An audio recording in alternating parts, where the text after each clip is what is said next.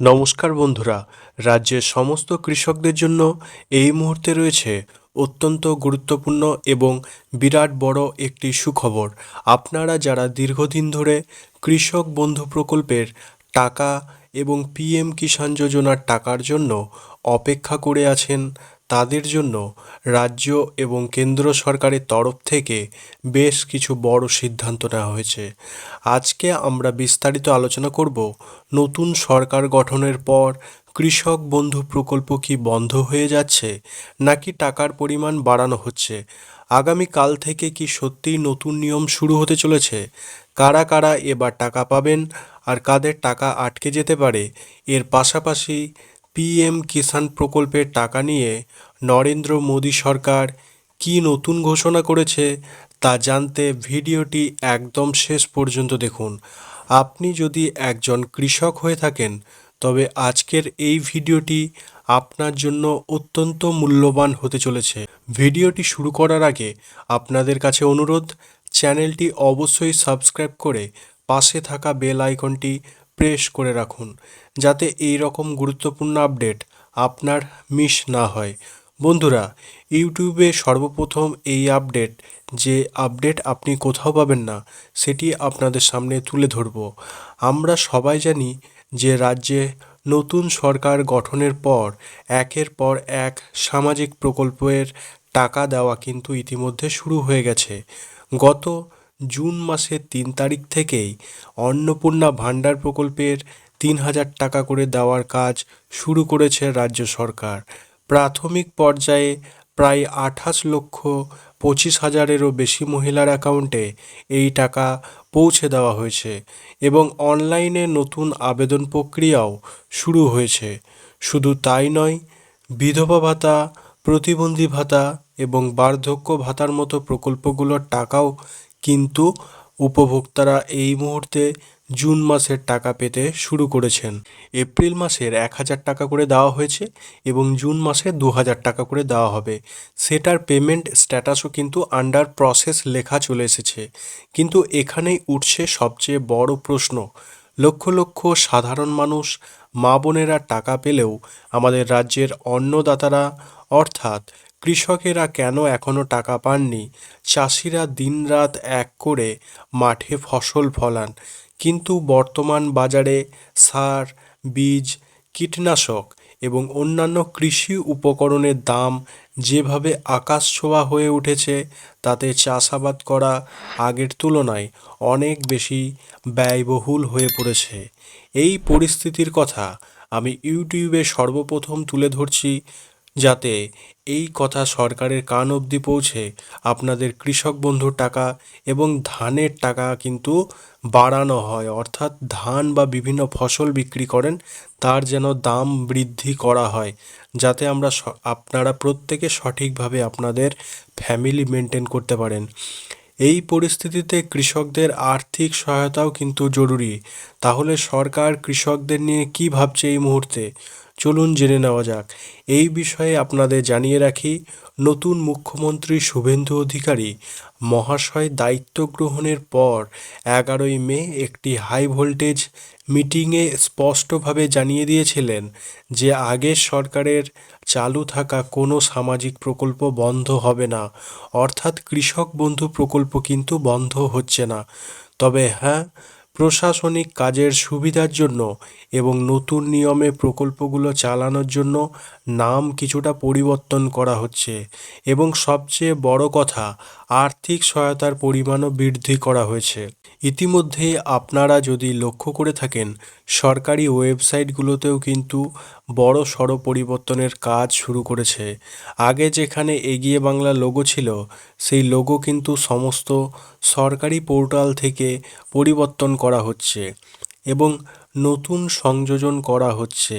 এমনকি কৃষক বন্ধু প্রকল্পের অফিসিয়াল ওয়েবসাইটেও ব্যাক এন্ডে কিছু পরিবর্তন লক্ষ্য করা গেছে, যা কৃষকদের মনে একটা নতুন আশার আলো দেখা যাচ্ছে।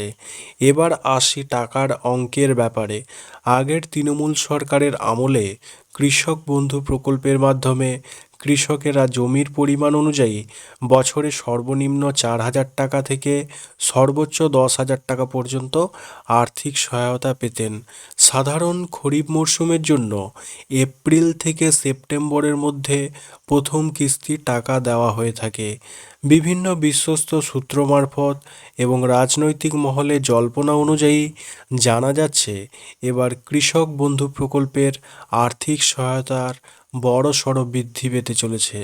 যেখানে আগের 10,000 টাকা দেওয়া হতো সেখানে বাড়িয়ে 12,000 টাকা করা হচ্ছে এবং যেখানে 4,000 টাকা পেতেন সেখানে বাড়িয়ে আপনারা 6,000 টাকা করে পাবেন। অর্থাৎ কৃষকেরা এক লাফে 2,000 টাকা বেশি পেতে চলেছেন। তবে এই বিষয়ে চূড়ান্ত সিলমোহর কবে পড়বে? বন্ধুরা, আগামী 22শে জুন রাজ্যে বিধানসভায় নতুন সরকারের প্রথম পূর্ণাঙ্গ বাজেট পেশ করা হতে যাচ্ছে। আগামী 18ই জুন রাজ্যপালের ভাষণের মাধ্যমে এই বাজেট অধিবেশন শুরু করা হবে। রাজ্যের লক্ষ লক্ষ কৃষক সহ সাধারণ মানুষের চোখ এখন এই 22শে জুনের বাজেটের দিকে।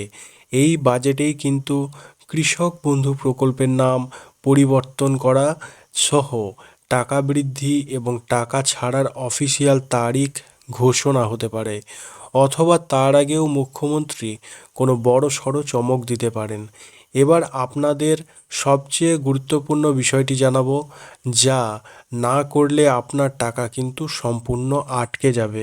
মুখ্যমন্ত্রী স্পষ্ট নির্দেশ দিয়েছেন যে এবার থেকে সমস্ত সরকারি প্রকল্পের টাকা সরাসরি ডিবিটি বা ডাইরেক্ট বেনিফিট ট্রান্সফারের মাধ্যমে উপভোক্তাদের ব্যাংক অ্যাকাউন্টে পাঠানো হবে। আগে কি হতো, কৃষক বন্ধুর টাকা জেলা ভিত্তিক দেওয়া হতো। কোনো জেলায় আগে ঢুকতো, কোনো জেলায় 4 দিন পরে ঢুকতো। কিন্তু এবার আর জেলা ভিত্তিক টাকা দেওয়া হবে না। যখনই টাকা ছাড়া হবে ডিবিটির মাধ্যমে সমস্ত যোগ্য কৃষকের অ্যাকাউন্টে একই সাথে একই দিনে টাকা ক্রেডিট হবে।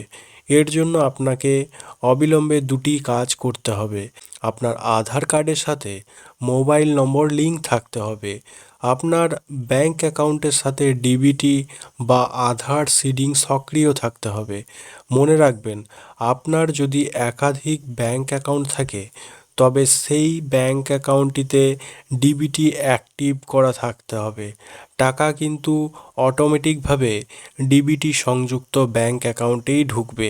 তাই আপনার পুরনো কৃষক বন্ধুর অ্যাকাউন্টে ডিবিটির লিঙ্ক আছে কি না তা ব্যাংকে গিয়ে আজই যাচাই করুন।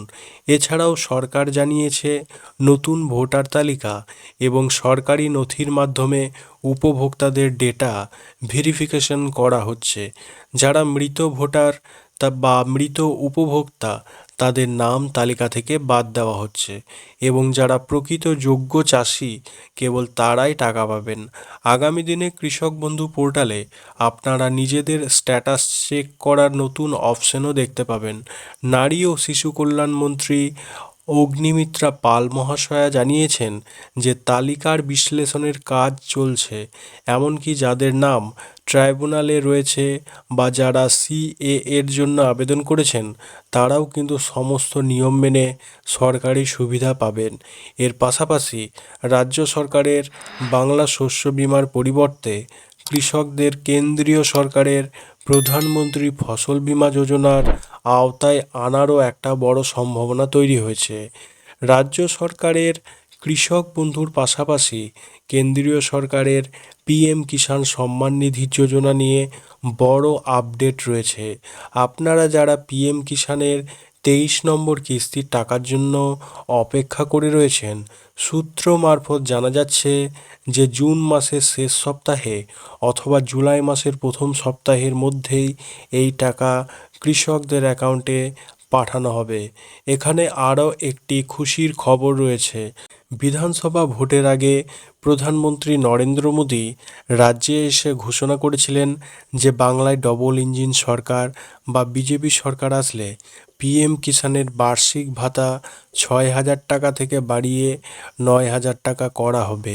বাজেট অধিবেশনে এই বিষয়েও কেন্দ্র সরকারের তরফ থেকে কোনো বড় ঘোষণা আসে কিনা সেটাই এখন দেখার। সুতরাং বন্ধুরা, এই ছিল আজ কৃষকদের জন্য রাজ্য ও কেন্দ্র সরকারের সমস্ত গুরুত্বপূর্ণ আপডেট।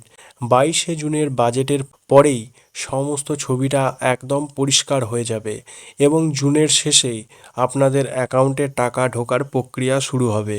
আপনাদের এই টাকা বৃদ্ধি এবং নতুন নিয়ম কি কি তা নিয়ে প্রত্যেকেই কমেন্ট করছেন। পরের ভিডিওতে এসব নিয়ে আপনাদেরকে আরও একটা চমক দেবো। আজকের মতো এই পর্যন্ত। ভিডিওটি ইনফরমেটিভ মনে হলে এবং ভালো লেগে থাকলে অবশ্যই একটি লাইক করবেন এবং আপনার চেনা পরিচিত সমস্ত কৃষক বন্ধুদের সাথে ভিডিওটি প্রচুর পরিমাণে শেয়ার করে দেবেন।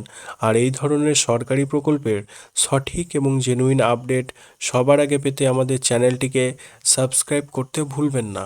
দেখা হচ্ছে পরবর্তী কোনো গুরুত্বপূর্ণ ভিডিওতে। ততক্ষণ ভালো থাকবেন, সুস্থ থাকবেন। ধন্যবাদ।